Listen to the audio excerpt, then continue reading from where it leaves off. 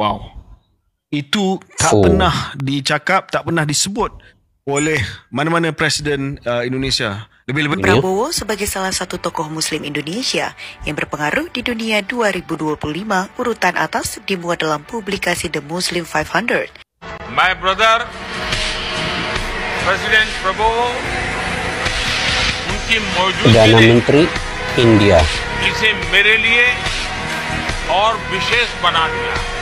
I've just seen the most powerful speech by an Indonesian president at the UN summit, where he says that whenever the UN is ready, he will send 20,000 troops to Gaza to ensure peace at the minimum. And he also said some very the most powerful words that I think should go down or will go down in history. He said, I cannot be right. The right is right.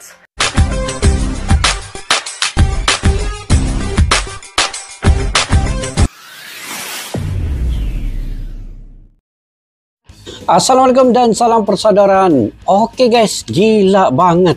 Presiden Prabowo dinobatkan sebagai tokoh muslim yang paling berpengaruh di dunia tahun 2025 ini.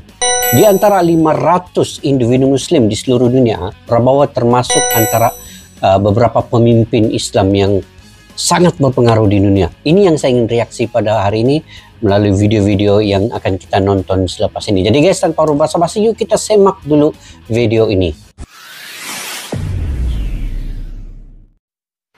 Pemirsa, Presiden terpilih Prabowo Subianto dinobatkan sebagai salah satu tokoh Muslim Indonesia yang berpengaruh di dunia 2025 urutan atas. Prabowo menduduki posisi peringkat 18 dari 500 tokoh. Peringkat 18 dari 500 tokoh.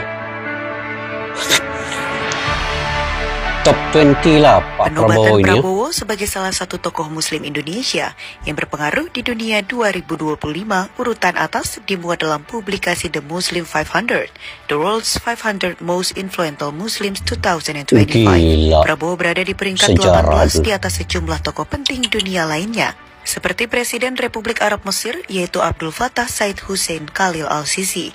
Publikasi tersebut menyebut besarnya kemenangan yang diraih Prabowo dalam kontestasi pemilu 2024 ini menjadi daya tarik tersendiri. Prabowo dinilai masyarakat Indonesia akan mampu membawa Indonesia semakin maju dan sejahtera, terlebih di kancah internasional. Sebagai Menteri Pertahanan, Prabowo juga telah memberikan sumbangsihnya terhadap bangsa dan negara, termasuk memfokuskan perhatiannya terhadap sesama saudara Muslim di negara lainnya, terutama di Palestina. Pada Januari 2024, Prabowo mengirim kapal rumah sakit TNI KRI Dr. Rajiman Widyodiningrat 992 untuk mengantarkan bantuan 240 ton logistik di jalur Gaza, bantuan uang pribadi senilai 5 miliar rupiah untuk Palestina, hingga pemberian beasiswa pendidikan kepada 22 mahasiswa Palestina untuk kuliah di Universitas Pertahanan. Bahkan, dalam forum International Institute for Strategic Studies Shangri-La Dialogue 2024 yang berlangsung pada 31 Mei hingga 2 Juni di Singapura, Prabowo juga tegas menyatakan kesiapan Indonesia untuk mengirim pasukan damai ke medan perang korban Gaza. Sebagai Presiden RI ke-8 nantinya, Prabowo disinyalir juga akan menghadapi tantangan untuk menyatukan bangsa yang beragam berkaitan tentang pertumbuhan ekonomi dan kesejahteraan sosial. satu reaksi yang agak mengejut di negara jiran kita, Indonesia. Sebab Bapak Presiden telah pun sebut bahawa dalam ucapan di PBB. To close, I would like to reiterate again Indonesia's complete support for the two-state solution in Palestine. We must have an independent Palestine, but we must also recognize, we must also respect, and we must also guarantee the safety and security of Israel. Only then we can have real peace and no longer hate and no longer suspicion. The only solution is this two-state solution. Wow. Itu tak pernah dicakap, tak pernah disebut oleh mana-mana Presiden Indonesia. Lebih-lebih lagi Perdana Menteri Malaysia lah, sebab the furthest we've gone is two-state solution. Maknanya kita acknowledge lah Israel tu ada. Ya. Tetapi yang ini Prabowo buat calculated move. Dia buat satu keputusan, perkiraan strategik kata okey, mungkin inilah masa saya boleh menonjolkan Indonesia mungkin di mata Amerika Syarikat, dan saya beranikan diri untuk cakap I will recognize Israel selepas Palestin diiktiraf. My brother President Prabowo उनकी मौजूदगी Perdana ने Menteri India. इसे मेरे लिए और विशेष बना दिया। मैं फिजिकली भले ही जकार्ता से सैकड़ों किलोमीटर दूर हूं, लेकिन मेरा मन इस आयोजन के उतने ही करीब है जितना भारत इंडोनेशिया के आपसी रिश्ते। अभी कुछ ही दिन पहले प्रेसिडेंट प्रबोवो भारत से 140 करोड़ भारतवासियों का प्यार लेकर गए। मुझे विश्वास है उनके जरिए आप सब Indonesia, gemparkan dunia. Presiden kita beri pelajaran berharga bagi negara-negara lain. Merinding Prabowo dianggap simbol pemimpin besar negara-negara Islam, disegani semua kalangan global. Sebuah pidato yang tidak hanya mengguncang PBB, tetapi juga memaksa kita semua berpikir ulang tentang arti menjadi bangsa yang besar dan berdaulat. Ini bukan lagi tentang Barat atau Timur, ini tentang siapa yang punya nyali untuk menyuarakan kebenaran. Bayangkan sebuah negara dengan populasi Muslim terbesar di dunia, bukan di Timur Tengah, tapi di Asia Tenggara. Itulah Indonesia. Dan di panggung paling bergengsi, Perserikatan Bangsa-Bangsa, Presiden kita, Bapak Prabowo Subianto, baru saja menyampaikan pidato yang membuat delegasi negara-negara lain terdiam. Dia tidak hanya bicara, tetapi menawarkan solusi nyata. Bayangkan, 20.000 pasukan perdamaian siap dikirim untuk menjamin keamanan di Gaza. Sebuah langkah berani yang jarang kita lihat dari pemimpin dunia manapun. Sementara banyak negara hanya berdebat di ruang ber-AC, Indonesia menunjukkan komitmen dengan boots on the ground. Coba tulis di kolom komentar, menurut Anda, negara mana lagi yang punya keberanian seperti ini? Saya benar-benar ingin tahu pendapat Anda. Indonesia saja yang berani. Presiden kita dengan lantang menyatakan, kita harus menolak doktrin bahwa yang kuat selalu benar. Sebuah tamparan telak bagi politik kekuatan global. Ini membuktikan bahwa Indonesia bukan sekadar macan Asia yang bisu, tapi singa yang siap mengaum menyuarakan keadilan. Tunggu, ada lagi yang lebih mencengangkan. Di akhir pidatonya yang berapi-api, Presiden kita menutup dengan kalimat yang menyejukkan hati. Om Shanti, Om Shalom. Sebuah pesan perdamaian universal yang berasal dari akar budaya kita sendiri, disampaikan dengan penuh keyakinan. Bagi saya pribadi, ini momen yang sangat membanggakan. Kalau bagi Anda, tulis bangga di komentar jika Anda merasakan hal yang sama. Inilah pelajaran terbesar dari Indonesia. Agama dan budaya bisa berjalan beriringan. Lihatlah, nama-nama pemimpin kita tidak selalu berbau Arab. Maskapai nasional kita bernama Garuda, dan warisan budaya Hindu-Buddha masih hidup serta dihormati. Mereka menjalankan ajaran Islam dengan kafah, sekaligus merawat warisan budaya Nusantara yang adiluhung. Ini tamparan bagi mereka yang menyempitkan Islam hanya identik dengan satu budaya tertentu. Setuju atau tidak? Suarakan pendapat Anda. Dan hebatnya, Indonesia tidak hanya jago berpidato. Di bidang lain, kita mencetak rekor produksi beras tertinggi. Kita mulai mengekspor, membangun ketahanan pangan, dan berkomitmen pada perubahan iklim. Ini bukan lagi wacana, tapi aksi nyata. Kita bukan hanya penyuara kebenaran, tetapi juga pelaku pembangunan yang konkret. Jadi, penonton yang budiman, momen ini bukanlah kebetulan.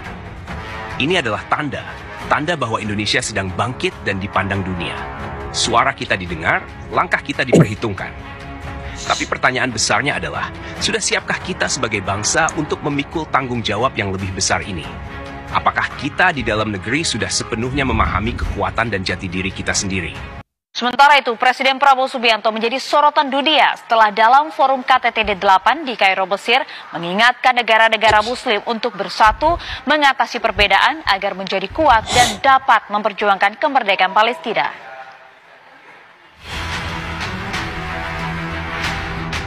Rakyat Indonesia kembali menunjukkan pada dunia komitmennya dalam memperjuangkan kemerdekaan Palestina dalam konferensi tingkat tinggi ke-11 Developing Aid atau KTT D8 di Kairo, Mesir pada Kamis waktu setempat. Secara langsung Presiden Indonesia Prabowo Subianto mengajak negara-negara anggota D8 untuk bersatu mengatasi perbedaan. Prabowo menyerukan kesadaran negara-negara Muslim atas apa yang sedang terjadi dalam situasi global saat ini. Menurut Presiden Indonesia ke-8 tersebut, suara negara-negara Muslim saat ini tidak dipedulikan.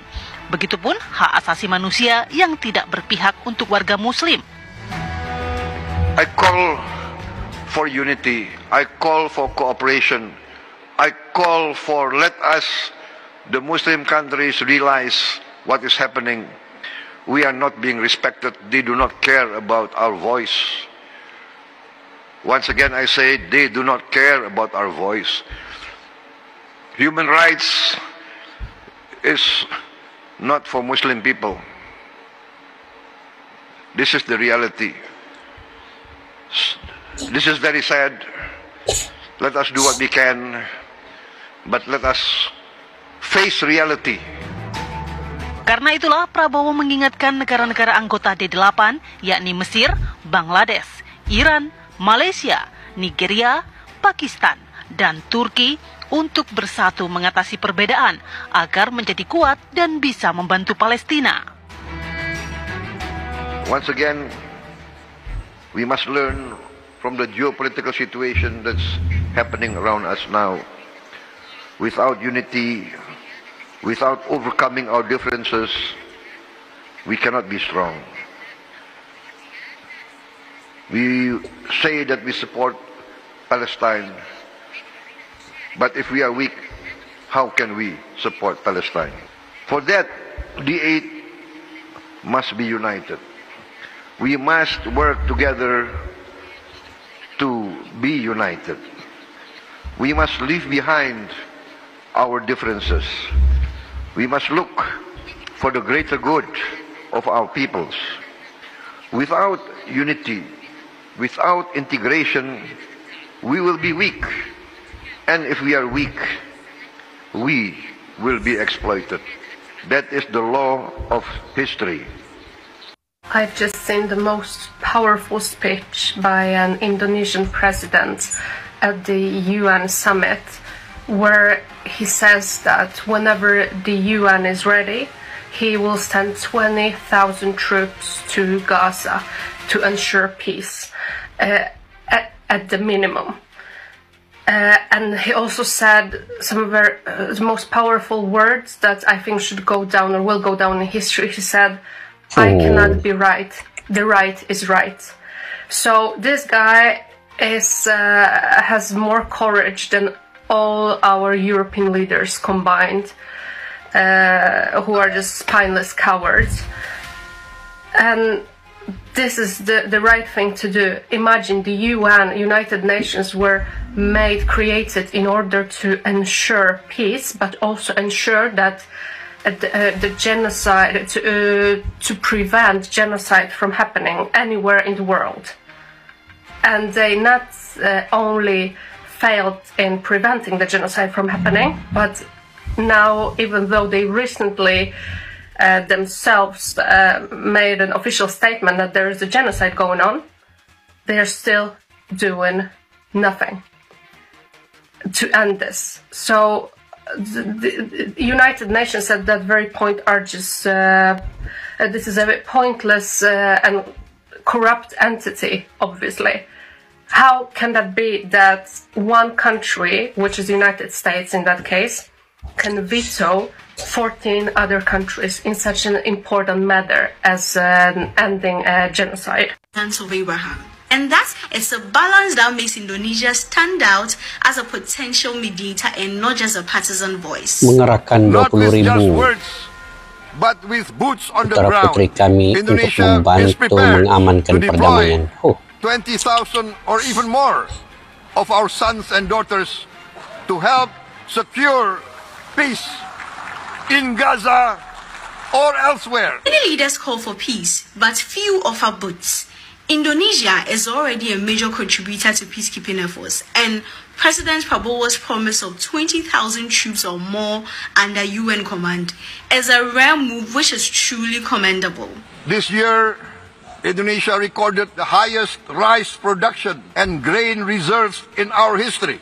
We are now self-sufficient in rice, and we are starting now to export rice to other nations in need. We are building resilient food supply chains, investing in climate-smart agriculture to ensure food security for our children and for the children of the world. We are confident in a few years' time we'll be the granary of the world. Officials project 2025 rice production at 34 to 45 million tons, with reserve stocks reaching 4 million tons. And that's double last year's reserves. And that is a bold signal to the world that Indonesia can contribute to alleviating hunger globally. And that's a subtle message that the global south should now watch Jakarta closely. Therefore, we choose to confront climate change not by slogans, but by immediate steps. We are committed to meeting our 2015 Paris Agreement obligations. We aim to achieve net zero emission by 2060. Now, from law to peace to food and then energy, President Prabowo's speech threads principle with capability and is Indonesia's way of telling the world, watch us. Bisa nggak Pak Prabowo membebaskan Palestina? Bagi saya, bisa. Apalagi warga Indonesia yang jumlahnya 280 juta orang, cukup dengan melempar habis aja ke orang Israel yang jumlahnya cuma 4 juta. Pasti Israel akan habis. Oke guys, faktanya dan datanya ialah Pak Prabowo selalu menghadiri forum-forum dunia internasional dengan pidato yang begitu baik, pidato yang menyentuh umat muslim harus segera dalam perdamaian global. Ini yang dikatakan oleh Prabowo di mana-mana pun forum dunia. Yang mana ini bukan soal ingin ke depan ya, tetapi Pak Prabowo ini benar-benar inginkan kedamaian dunia itu berlaku dan Palestina itu diiktiraf dan seluruh gencatan senjata harus berlaku segera di Palestina. Jadi pernyataan seperti ini memberikan tamparan hebat kepada negara-negara di Timur Tengah sebenarnya. Prabowo memang kerap ya menyampaikan pidato di forum internasional ini yang selalunya menyentuh dunia Islam, kedamaian, dan beliau menekankan kekuasaan bukan tujuan untuk suka-suka ya, tetapi kekuasaan itu dengan amanah yang dipegang merujuk kepada menyampaikan bahwa perdamaian di dunia itu perlu dilakukan dengan kuasa yang ada. Jadi inilah yang dipraktikkan oleh Pak Prabowo ini dengan kuasa yang dia ada sebagai Presiden Indonesia, dan di mana-mana forum dunia Indonesia bisa memperkuatkan suara ini untuk didengari oleh dunia Islam yang lain sebenarnya. Dan ada juga laporan bahwa sekarang negara Timur Tengah ini makin menghormati cara Indonesia ini dengan lantangnya suara Pak Prabowo ini. Dan kunjungan ke Mesir baru-baru ini dengan ucapan yang sedemikian, ramai yang menganggap bahwa tidak ada pernah presiden-presiden sebelum ini pun di Indonesia ataupun di seluruh dunia yang lantang menyatakan perdamaian dan juga mengiktiraf Palestina ini sebuah negara yang merdeka. Jadi pengakuan semacam ini biasanya mungkin sedikit pemimpin yang berkata begitu, tetapi tidak secara konsisten ya, kayak apa yang diutarakan oleh Pak Prabowo ini. Jadi guys, mudah-mudahan Indonesia akan terus menjadi negara yang cintakan kedamaian, membawa nama-nama Islam ke arah yang lebih baik dan segera mendamaikan negara Palestina dan juga Israel. Oke, bagaimana menurut pandangan kalian guys terkait dengan perkara ini? Kalian boleh komentar ya di ruang kolom di bawah. Sampai kita jumpa lagi. Assalamualaikum warahmatullahi wabarakatuh. Bye-bye. Askalana Studio untuk kita channel yang bereaksi tentang apapun yang ada di Indonesia, channel YouTube dari Malaysia di Askalana Studio. Jika mau tahu tentang Indonesia, ayo like and subscribe channel kami. Askalani Studio. Askalani Studio.